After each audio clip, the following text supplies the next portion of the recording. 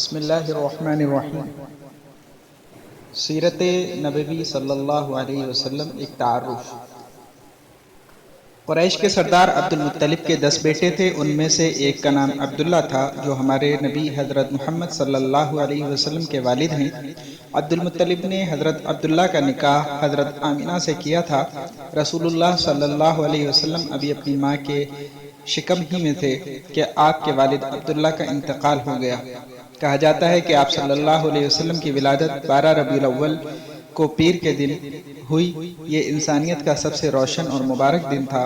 ولادت نبوی کے تعین میں کہ کس تاریخ کو آپ کی ولادت ہوئی اس میں بہت اختلاف پایا جاتا ہے۔ 12 ربیع الاول بہت زیادہ مشہور ہے، جبکہ تحقیق کے مطابق زیادہ صحیح 9 ربیع الاول ہے۔ رسول اللہ صلی اللہ علیہ وسلم کو سب سے پہلے آپ کی والدہ نے دودھ پلایا، اس کے بعد چند دن آپ کے چچا ابو لہب کی باندی سویبہ نے، اور اس کے بعد حضرت حلیمہ سعدیہ نے۔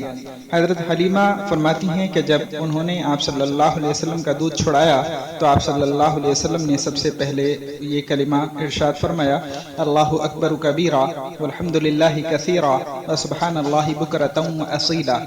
جب آپ صلی اللہ علیہ وسلم کچھ بڑے ہوئے تو باہر تشریف لے جاتے اور لڑکوں کو کھیلتا دیکھتے مگر ان سے الگ رہتے اور کھیل میں شریک نہ ہوتے۔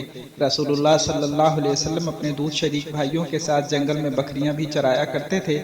حلیمہ سعدیہ آپ کو جب آپ کی والدہ ماجدہ کے پاس واپس لائیں، اس وقت آپ کی عمر 5 سال 1 مہینہ تھی۔ جب آپ صلی اللہ علیہ وسلم کی عمر 6 سال کی ہوئی تو آپ صلی اللہ علیہ وسلم کی والدہ آپ کو آپ کے دادا کا ننیال دکھانے کے لیے مدینہ لے گئیں۔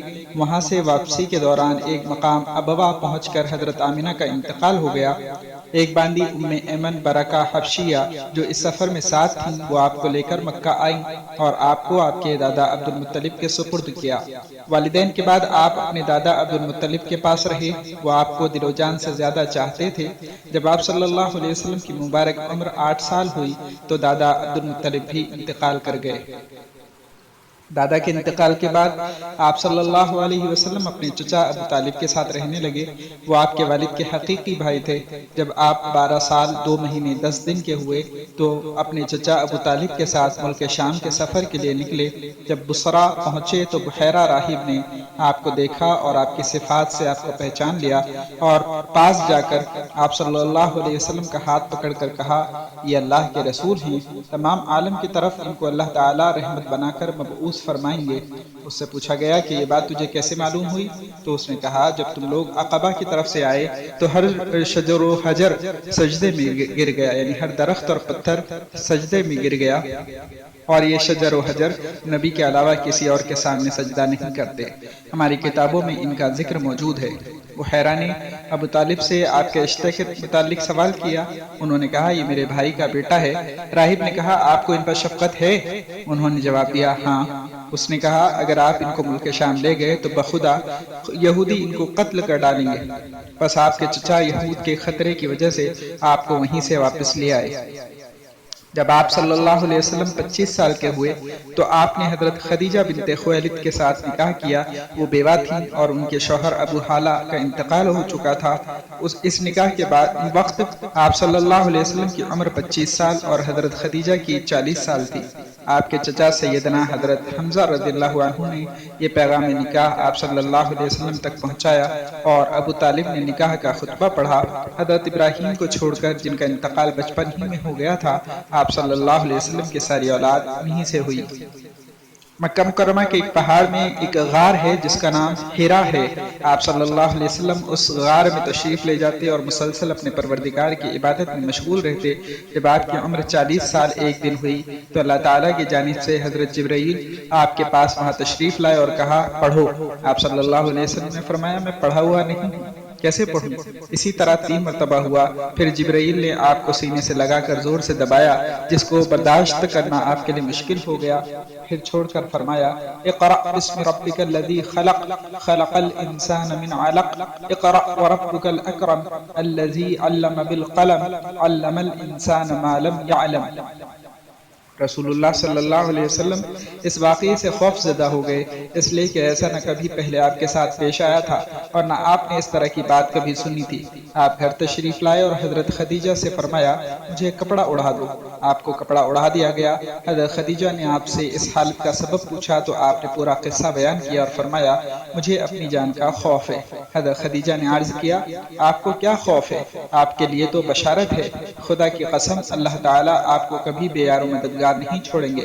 آپ تو صلہ رحمی کرتے ہیں، سچ بولتے ہیں، عیالدار کی مدد کرتے ہیں، فقیر کی حاجت پوری کرتے ہیں، مہمان کا اکرام کرتے ہیں، حق کی مدد کرتے ہیں، یہ سب آپ کے دائمی عادات اور اوصاف ہیں۔ حضرت خدیجہ آپ کو ورقہ بن نوفل کے پاس لے گئیں۔ وہ ان کے چچا زاد بھائی تھے جو زمانے جاہلیت میں نصرانی یعنی عیسائی ہو گئے تھے۔ عمر بھی زیادہ تھی اور عالم فاضل بھی تھے۔ رسول اللہ صلی اللہ علیہ وسلم نے جو کچھ دیکھا تھا سب بیان فرما دیا۔ ورقہ نے سنتے ہی کہا قسم ہے اس ذات کی جس کے قبضے میں میری جان ہے، آپ اس امت کے نبی ہیں اور یہ وہی فرشتہ ہے جو حضرت موسیٰ علیہ السلام کے پاس آیا تھا۔ کاش میں اس دور نبوت میں جوان ہوتا اور اس وقت تک زندہ رہتا جب آپ کی قوم آپ کو جھٹلائے گی اور آپ کو نکالے گی۔ آپ صلی اللہ علیہ وسلم نے حیرت سے پوچھا کیا میری قوم مجھ کو نکالے گی؟ ورقہ نے کہا ہاں، جو شخص بھی اس قسم کی چیز لایا ہے جیسی تم لائے ہو اس سے عداوت و مخالفت کی گئی ہے۔ اگر وہ دن مجھے ملے تو میں پوری قوت کے ساتھ آپ کی مدد کروں گا۔ اس کے تھوڑے ہی مدت کے بعد ورقہ کا انتقال ہو گیا اور وحی کے آنے میں بھی توقف ہو گیا، یعنی کچھ دن وحی آنا بند ہو گئی، جس سے رسول اللہ صلی اللہ علیہ وسلم کو انتہائی رنج و غم ہوا۔ شروع میں جب رسول اللہ صلی اللہ علیہ وسلم پر وحی نازل ہوئی تب تک اس میں صرف آپ کی ذات کے لیے احکام تھے۔ پھر کچھ دن وحی کا سلسلہ بند رہنے کے بعد جب دوبارہ جاری ہوا تو اس میں تبلیغ اسلام کا حکم ہوا۔ چنانچہ رسول اللہ صلی اللہ علیہ وسلم نے شروع میں دعوت اسلام اپنی جان پہچان کے لوگوں اور ان شخصوں میں شروع کی جن پر آپ کو اعتماد تھا۔ اس طریق سے سب سے پہلے آپ کی بیوی حضرت خدیجہ، اس کے بعد حضرت علی جن کی عمر اس وقت صرف 10 سال تھی، اس کے بعد زید بن حارثہ جو آپ کے غلام تھے، اور حضرت ابوبکر صدیق رضی اللہ عنہ ایمان لائے۔ رسول اللہ صلی اللہ علیہ وسلم دعوت و تبلیغ کے اس کام کو 3 سال تک اسی طرح چھپ کر کرتے رہے۔ پھر جب اللہ تعالیٰ کی طرف سے علی الاعلان اس کام کو کرنے کا حکم ہوا تو آپ کوہ صفا پر چڑھے اور قوم کو جمع کر کے اسلام کی دعوت دی۔ آئندہ دوسری کلپ میں